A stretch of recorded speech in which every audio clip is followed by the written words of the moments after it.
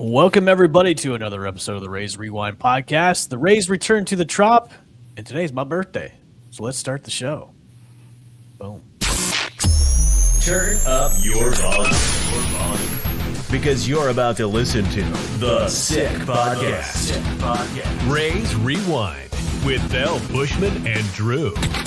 Jansen. That is into center field.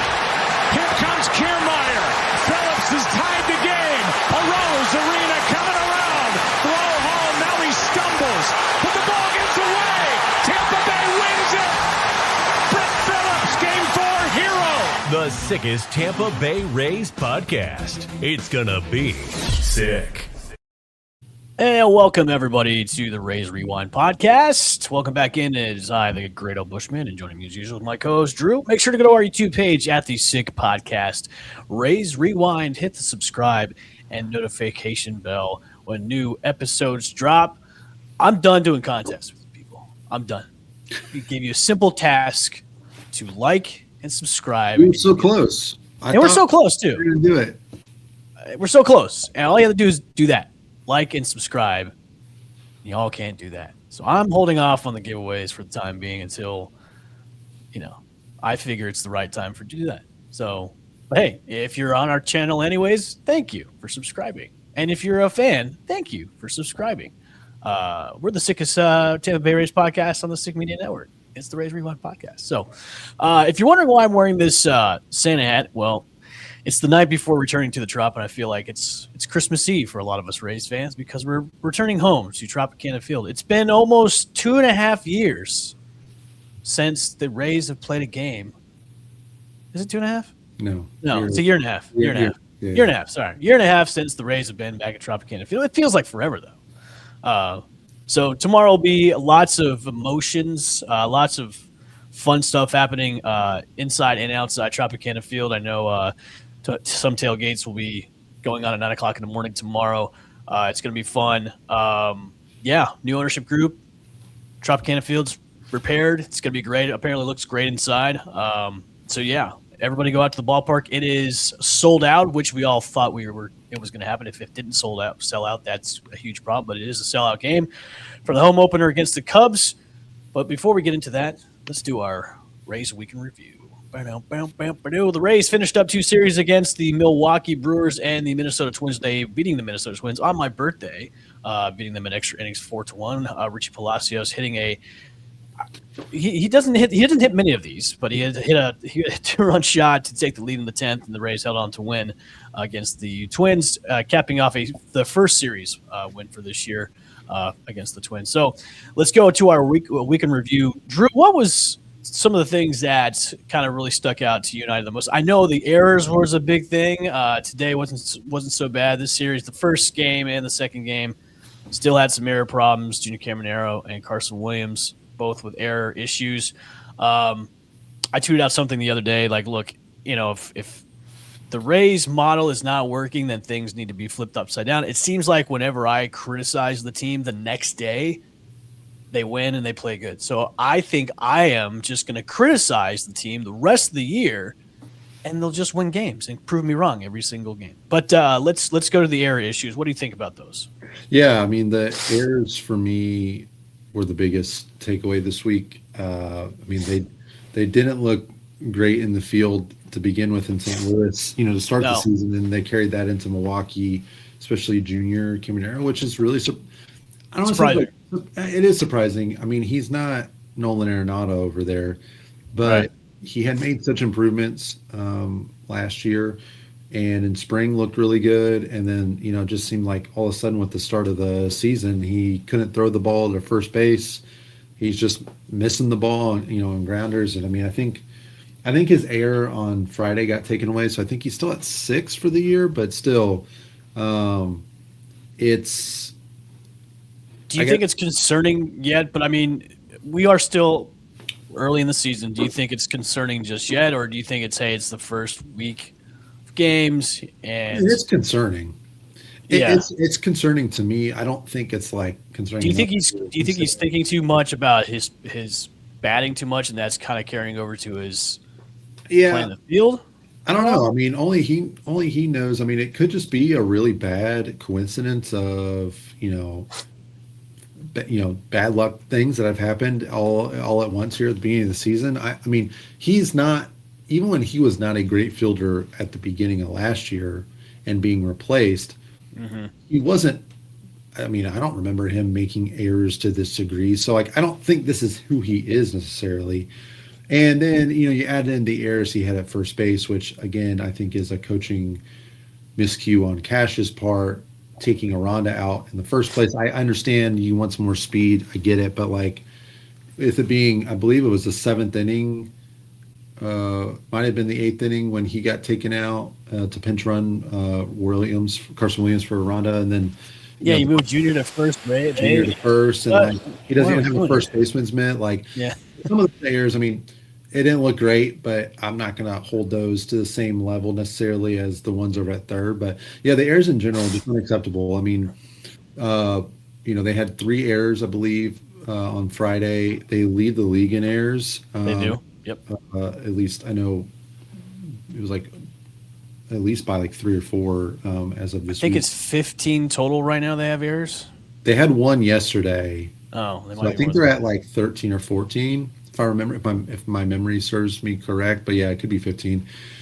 It's just super concerning. I mean, you cannot be a successful ball club and certainly lead the league in errors. You're just going to give teams too many free outs, and they've been fortunate that, like, the Twins aren't necessarily going to be a good team this year, aren't expected to be.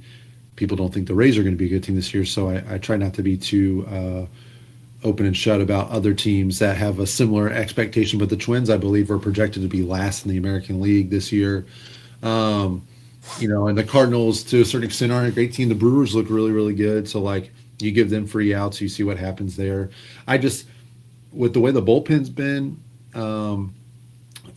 today excluded and somewhat some of yesterday as well, you cannot give teams more free outs. So the errors just are unacceptable. I think it's not a coincidence that Carson hasn't started Saturday or Sunday after what has been a pretty uninspired performance this week from him, especially some of the errors. I mean, and there was some with Carson too that, you start thinking to yourself as a Rays fan, like, man, I really love Carson out there, but I think Taylor gets out. Trust me. After those errors, the Twitter sphere of Rays fans were all saying, when is Taylor Walls coming back? Everybody was saying, if Taylor doesn't get the ball, you're like, okay, then no one's getting it. But the sad part about it is it was Carson's job to lose, and now it's like you're committing all these errors. Yeah, and I don't know. When Walls comes back, they got to make that executive decision about putting him back. And it's still a few weeks away. I'm more interested to know what happens when Gavin Lux comes back. Like, Carson, he looked great to start in St. Louis, and then really didn't do anything in Milwaukee or Minnesota, especially, that, like, inspired any further confidence that maybe he's got this figured out. And he doesn't even have to have it figured out necessarily. It's just that you just want to keep seeing improvement. Definitely took a step back this week, enough that, like, you wonder what they do with Gavin Lux coming back. Here's my prediction with Lux: he's going to be Ha-Sung Kim of this year. Oh, okay. I just have a feeling that he's going to just keep getting injured and going on the IL. Regardless, I mean, even when he does come back, I mean, if you would have asked me at the end of St. Louis, and it was only 3 games, but I would have said, oh yeah. Richie obviously is the guy to go down, because that's the only reason why he's up is because Gavin got hurt. Yeah, but does Carson stay up too? Right, but if after this week, Carson, just the air on Friday, like with the double play ball. I mean, this guy, he's supposed to be, he won a Gold Glove, I believe, in the minor leagues at short. He's Gold Glove. I mean, that's the thing, is like power, speed, but he's got that Gold Glove capability at short that's just like raises his floor so much. Mm-hmm. So you never want to be in a position where you have to be worried about that. And this week, in that ground ball on Friday against the Twins was brutal. I mean, that would have kept the game at 3-1 at that point. I mean, Taylor made double play and just boots the ground ball. Like, you can't be. I understand, like, Cash at the end of the game is going to be protecting his guys. He's not going to call anybody out. But, like, again, I don't think it's a coincidence that they were comfortable with starting Carson against right-handed pitching for much of the beginning of the season, those first several games. And then after that performance Friday against the Twins, he's on the bench Saturday and Sunday. Like, I think that's at least some accountability being taken there by Kevin Cash of like, hey, there's got to be, some sort of consequence here. Like, you guys cannot be sloppy like that in the field and expect to keep playing. So remember, Cash's statement after they lose and they lose bad is we've got to play better. We got to play better. And again, he's never going to call anybody out. So like, unlike some other managers, and I guess I would rather have a manager like Cash that is, keeps everything in house. So I was glad to see a little bit that there seemed to be some sort of, I don't want to say consequence, but just like, hey, like we've got to have a higher standard out there. So I'm just curious with that recent play from Carson, especially if Gavin Lux comes back, let's say, this week sometime. I don't know. I don't think it's going to be tomorrow, but has Carson maybe played his way into a out of the job where they put him? They want to just, hey, you're going to go play every day, AAA. That's where we wanted you in the first place. Richie's holding his own. Let's just get Gavin up. I don't know what the plan will be, but I'm disappointed that it's starting to kind of get into the ether of Rays conversations that we have to entertain. Well, something needs to be nipped in the bud because we can't keep making errors like this in the infield because it's inexcusable. And especially with Junior. The whole thing with Junior was the offseason, he's improved his fielding, like everything's going to be fine. And then from the jump, from the get-go of the season, it's error after error after error. Yeah. And Friday wasn't great either. No. And I think I'm almost willing to give Junior more of a leash on that because, one, he's the most important hitter for the lineup, but two, we just saw a body of work over last year, especially in the second half. And like, he's not that kind of fielder. I'm not saying he's Nolan Arenado over there or Matt Chapman, but he's not Rafael Devers third base bad. And I think that he's shown that enough for me that like, hey, we need to keep giving him opportunities. You want him to be over there right now because that's where he wants to be. That's where he's most comfortable, and you want him feeling comfortable. Carson, it's like, hey man, you've got a real limited amount of space to work with here, and the opportunity, the potential for you is incredible, and you could be the next shortstop of this team every day. But like, we've got to see the improvement on the plate. But like, we don't have time to be questioning your fielding. Right. Like, we don't have time to be going through those growing pains. He's got to know that he's got a short leash that he's on, especially when Walls comes back up. He's got to know that. And I think in the back of his mind, since the subpar play throughout the whole week has been, you're almost like pins and you're almost on the edge of your seat when a ball gets hit to him. It's like, oh, is he going to make an error this time? Well, and the reality is the Rays, especially at certain positions, are always like shortstop being one of them, unless. Is that why we draft so many shortstops every single year? Yeah. Well, you can always move them around out to the center and out. They're usually the most athletic, right? But right. Here, I got a question for you. This is a good poll question for us. I'm going to put up probably tomorrow. Who is going to improve more throughout the year, Junior or Carson? Like overall? Yeah, fielding wise. Oh, fielding wise? Fielding wise, not hitting wise. We're going to do fielding wise because they both have committed errors. It's like, okay, who's going to improve more? Yeah, I think Junior will, obviously, just because I don't think what we've seen is truly like what he is. It's easy to be like, oh, he's such a bad fielder and use these errors as evidence of that. I get it. But like watching him last year and just how much he had improved from first half to second half, like I know that that's not a true indication of his fielding ability. Again, I'm not saying he's Gold Glove, but he is not 6 errors in 1 week. Like that's just not sustainable for all the which is a good thing. So I think we've seen way more out of Junior before this past week that would give us more encouragement that he's not. Yeah, he'll be better. Carson, I think maybe it's nerves. I don't know. I don't think it could be nerves on both of them. He's a great fielder. He hasn't been doing that in the minors for 3-4 years. Like fielding is fielding. Like I'm not worried about him as a fielder necessarily. I just think the Rays are always going to weigh more heavily defensive ability at a position like short. Like if you're telling them that they could have a player like Taylor Walls, who's Gold Glove defense at short, no questions asked, but you're not going to get a ton with the bat. Maybe you'll get a little bit here and there, but probably not much. I feel like they're always going to choose that over. I agree. We're gonna maybe get a little more with the bat, but like the defense is going to take a step back. More offense, but yeah, if it's going to be like, hey, we're not sure, we have to give up one to gain another.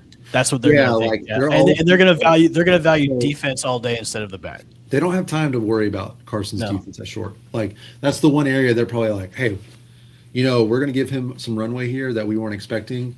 Yep. We know that he can field the position. Let's hope that he can really take a step forward offensively. And so then you're just like, man, if we got to start worrying about him defensively and getting that working into his psyche a little bit, and like how he's going to respond from that. And I just think that they're not going to want to have the time. They don't have the time to worry about that right now. Like he's got to get that on lockdown. So, I think he's operating with a lot shorter of a leash now, especially if Gavin's coming back soon. That like, again, maybe they're just going to send Richie down. I don't know, but I think. I'd keep Richie up. I'd keep Richie up. I think it's a lot more of in question now. I think people thought Carson was. I would keep Richie up, send Carson down, and see what happens. So, all right, let's move on to the bullpen. The bullpen once again had exploded. They actually did pretty good today. Kevin Kelly had a little bit of redemption today. Baker looks fantastic, dude. He should be the closer, man. He was so shaky last year when he came over, and he's done. He threw 99 today. I don't know. I think he has done a total 180 from what we saw last year. I think he needs to be the closer. I don't know what's going on with Gavin Lux. Griffin Jackson. You mean Griffin Jackson? I'm sorry, I don't know what's going on with Griffin Jackson. Hey, he threw 2 innings today. Yeah, but still, I mean, it's from what we've seen before the past week. It's just implosion after implosion with him. And like Brian Baker looks good. I'm okay with him. He's looking great. But with the bullpen, and I'm critical. I was a little bit critical this weekend with Kevin Cash. He's got really no one else to go to. So that's why he's carting out like the Kevin Kellys of the world, which, we saw what happened to him over the past week. But I'm glad that he's letting the elder statesmen that are in the rotation go a little bit longer. I mean, he's let Joe Boyle go a little bit longer. Matz and Martinez go a little bit longer too because of just the shaky bullpen that we have. And I don't know what they need to do going forward because just the amount of arms that aren't ready for this job yet in the bullpen. But I think what's going to go forward is once we get Pepio back, are you going to go with a 6-man rotation or are you going to put Boyle back in the bullpen, which I think needs to be done. Whenever Pepio comes back, you put Boyle in the back of the bullpen. That way there's a little bit of a quality arm there because what you have now is just you hold your breath every single inning a new reliever comes in. It's like, okay, are we going to give it up in the 6th inning or are we going to give it up in the 7th? Because the amount of runs that we're scoring when we're ahead may not even be enough. Look, we've seen an implosion happen when they've scored 7 runs. So, to me, the thing that I thought was going to be one of our strongest strengths throughout the whole season was the bullpen is now one of the weakest links of this team yet again. And it's so frustrating. It's deja vu. We talked about this in the last show. It's deja vu yet again. But it was encouraging today, but the real test is going to be this week when they face the Cubs and when they face the Yankees is how is that bullpen going to shape up? Is it going to be good? Yeah, they've strung together 2 games in a row, really, with 7-1 win yesterday, and then today's extra inning win. I love Matz, by the way. Steve Matz is awesome. He was a great pickup so far. Yeah, he's been great. Yeah, I tend to think. I mean, it's hard for me not just to assume that the bullpen's going to get better, because the only way it's going to get better is if they bring in other arms. I just don't see an improvement because we're just seeing what we saw last year. Biggie looked good yesterday or Friday when he came in. Losing Clevenger's I'm sure we're gonna feel that at some point. I don't think they don't have a lefty in the bullpen right now. I don't think so. Because they brought Biggie up and Boozer's still down in Durham. Mm-hmm. Yeah, I mean, it's hard. What is it to see the forest through the trees? Or what's that phrase? Like, they had 2 games in a row here. Do I think the bullpen's great because of that? Absolutely not. Like, I'm still going to be it's going to take like a week plus of really good bullpen performance for me to feel comfortable with this bullpen. I think the only person I feel good about is Brian Baker, which we just mentioned Yep. at this point. And I mean, Ian Seymour has looked really strong in his appearances since his opening day debacle. But I will be. Brian I can Baker- breathe a breath of fresh air is when they go up against. Oh, Ian Seymour's in the bullpen. They have a lefty. Okay, I'm- so my thing is I'm going to breathe a little bit of fresh air when they go against a good team and shut down a good team. But like the Yeah. way they performed against subpar teams this past week, I'm still iffy going forward. It's like, okay, do we need to reevaluate this whole bullpen and just do a shakeup and bring some guys that are maybe worth it down in the minors? Bring up Boozer. Bring up Boozer. Yeah, I like that. I think Boozer will get a chance at some point in the near future. I think when Useda comes back, that'll feel a little bit better. Yeah. But like, it's just going to take them having to go out and do it, and like until that point, until it's been a week plus of games where it's like, oh hey, we haven't really had to have any. We haven't had any issues with the bullpen. Maybe we're okay.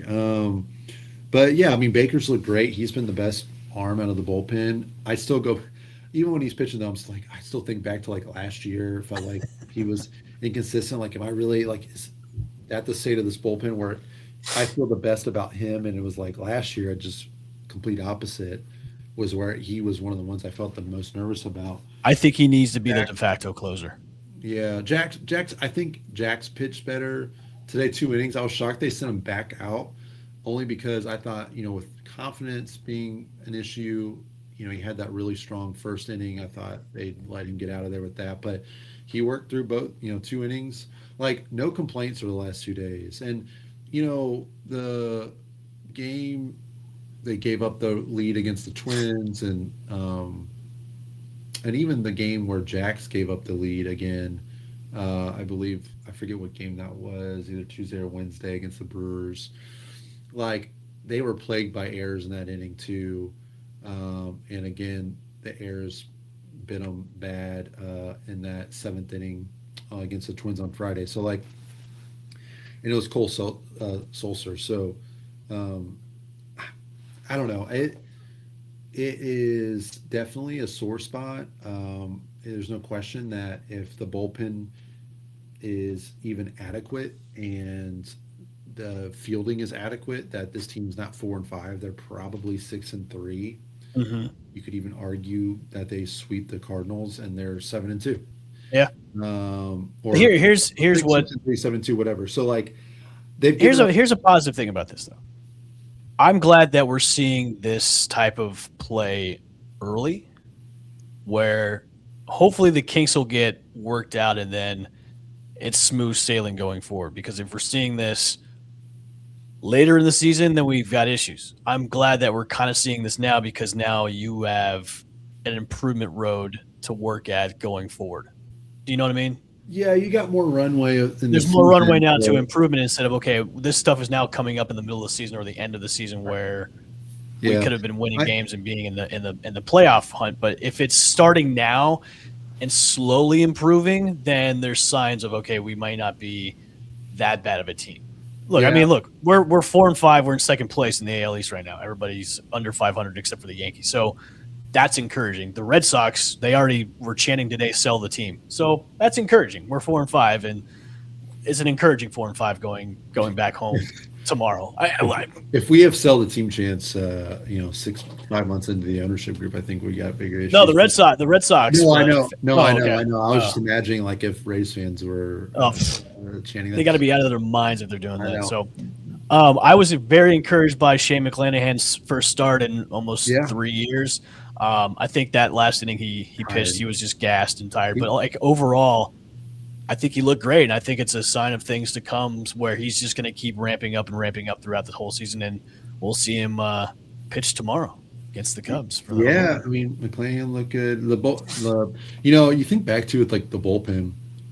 I mean, we've dealt with this now this is the 3rd straight season. I feel like the bullpen's been real shaky to start. Now the pitching in general last year was shaky to start. A lot of that was Steinbrenner or whatever. They had that. I remember they had a really big losing streak at Steinbrenner early on in the season.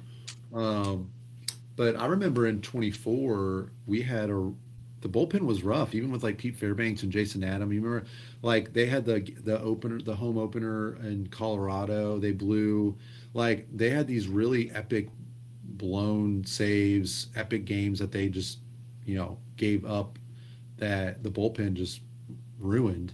And they eventually straightened it out, and the bullpen was okay last year to a certain extent. Like, so this is kind of, it's just frustrating because we keep hearing over the offseason, we keep being fed that, like, hey, yeah, we're changing things up. The bullpen, it's looking a lot better. We kind of get fed all the stuff, all the hype about the new season, the new team, and it felt like, especially for this first week plus, that we were just seeing a lot of the same issues, like to have some of the devastating losses they've had, the way they've lost the last, a couple of these games early on. It's just like, how can you already be going through some of these types of games? Right. So, yeah, I don't, I guess we have no reason not to be hopeful that they don't improve. But yeah, I mean, you got to just keep stacking games like yesterday and today, and yeah, you got the Cubs and Yankees coming in. So, but yeah, Shane's pitched great.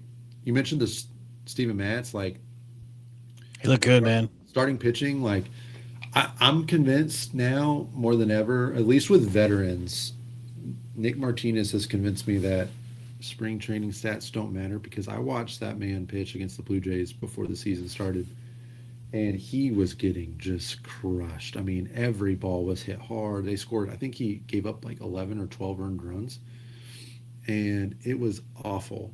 And I was like, there is no way this guy is ready to start the season. He's going to be crushed. And he has, granted, it's been it was the Brewers. So, I mean, the Brewers and the Twins, like this week, 2 starts.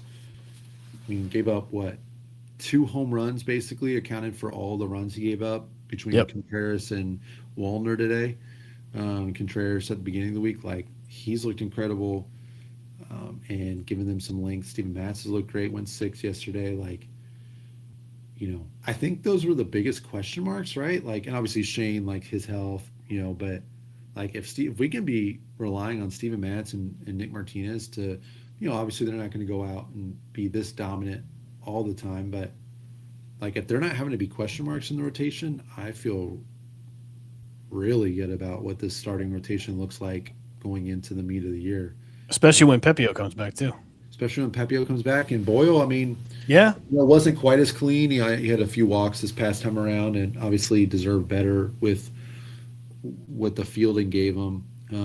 But no reason not to be encouraged. Like, and they said, do you think they would go to a 6-man rotation, or do you think Boyle would go back to the 10?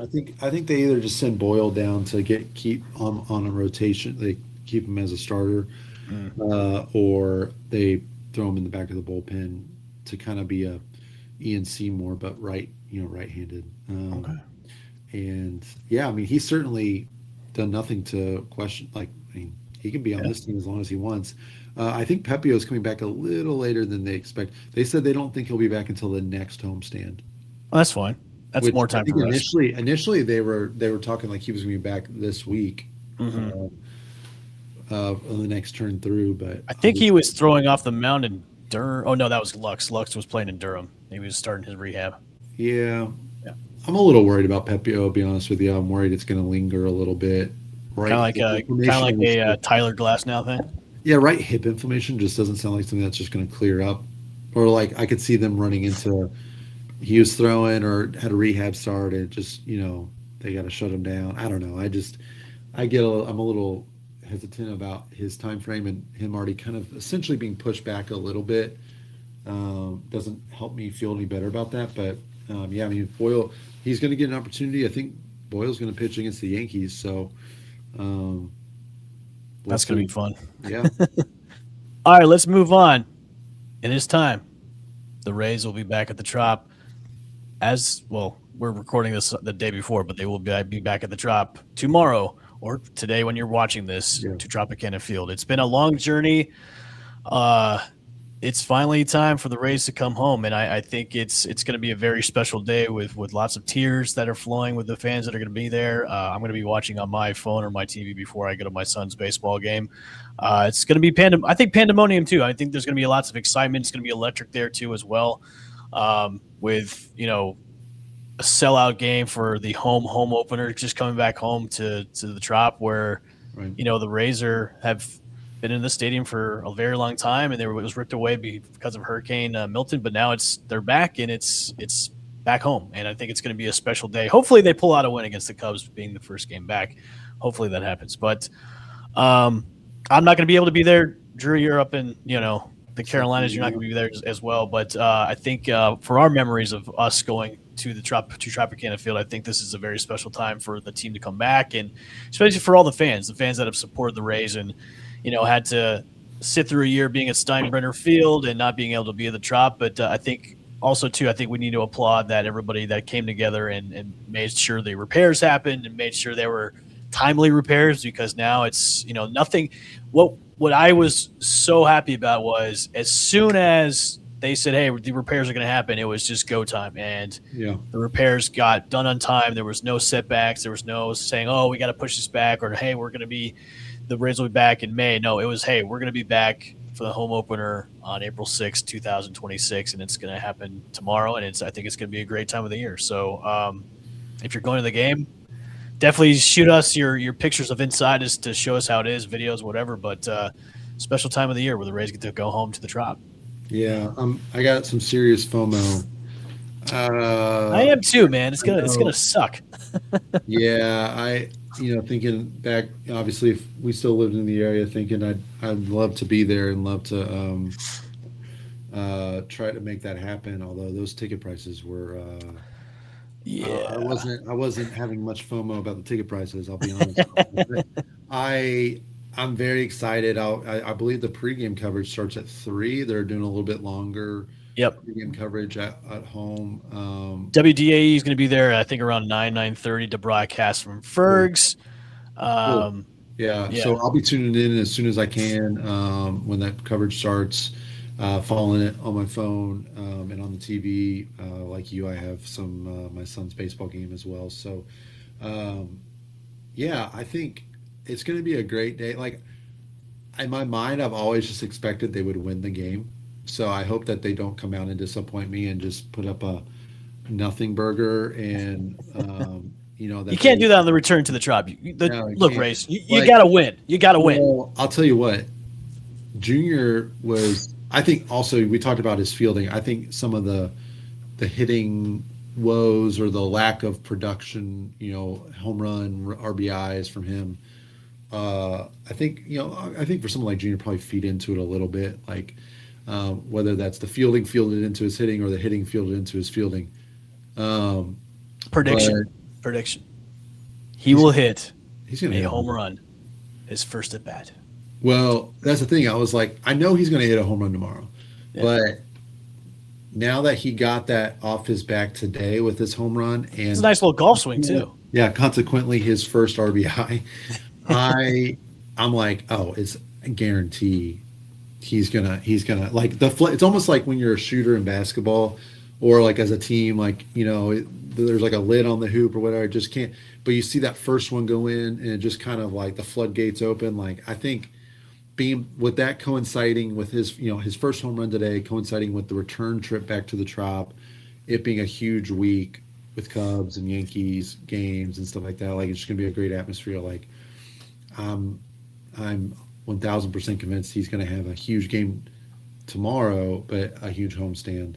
It's just going to be a great time. Also, huge shout out to the ownership group, whoever makes the decisions about the banners, for putting the wild card banners on one. I don't mind the wild card banners as long as it's just the one banner showing the year, and we're not unveiling a 2023 wild card banner, to start the 2024 season like we did. Where Drew, this is a brand new regime. They've heard the complaints from the fans. They listen to the fans. We're celebrating getting 2022 getting shut out and shellacked in Cleveland in 2 games. Like, why are we celebrating this? So I agree it can be acknowledged, but I'm very excited to see that they've consolidated.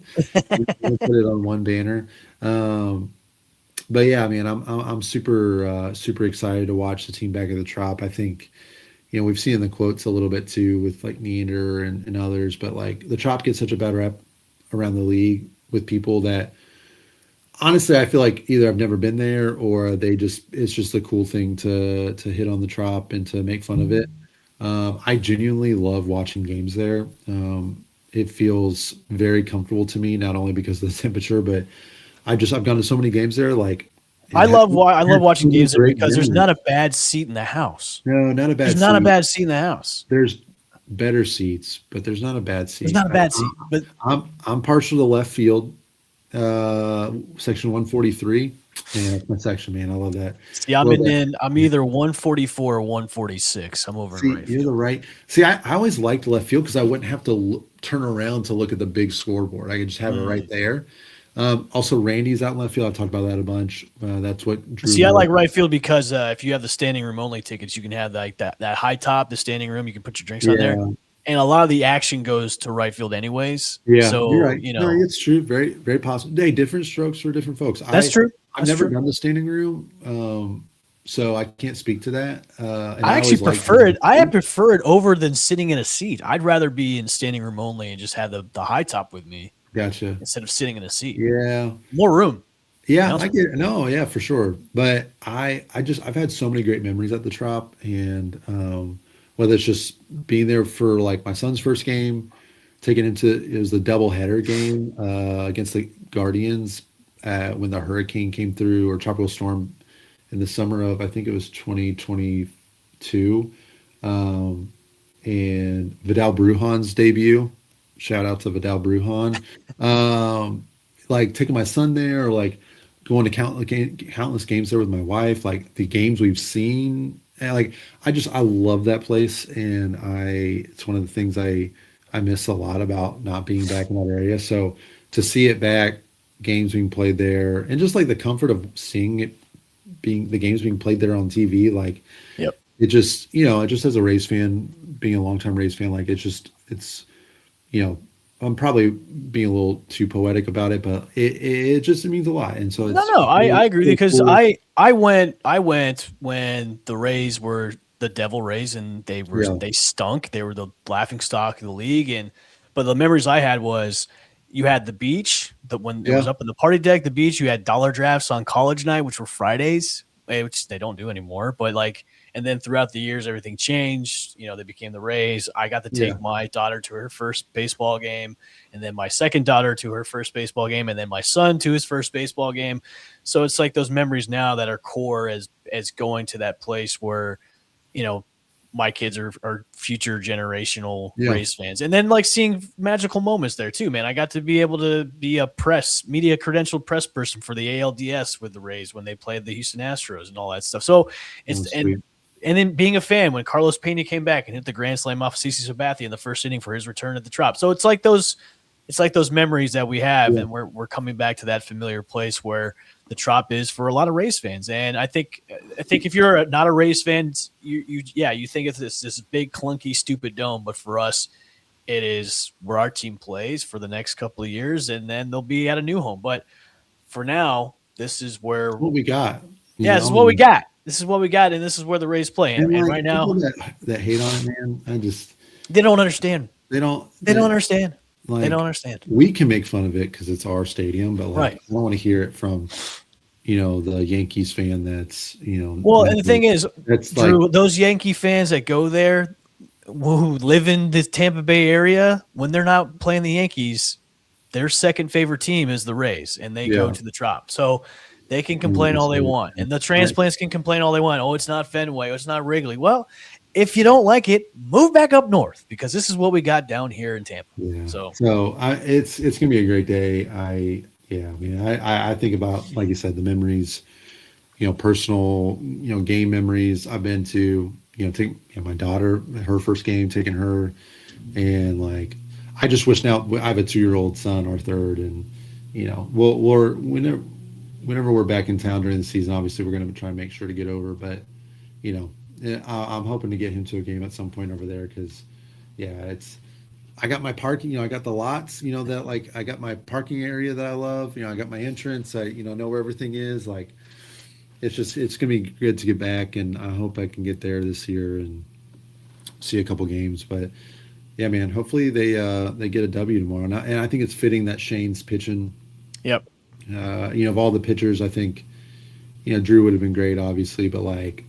I think it's more special to have Shane. Shane. I think it's more special to have Shane to be back pitching. Yeah, that's going to feel really nice, and yeah, I think it's just a testament, like you said, to everybody who helped get the stadium back together. I think I underestimated not being there as a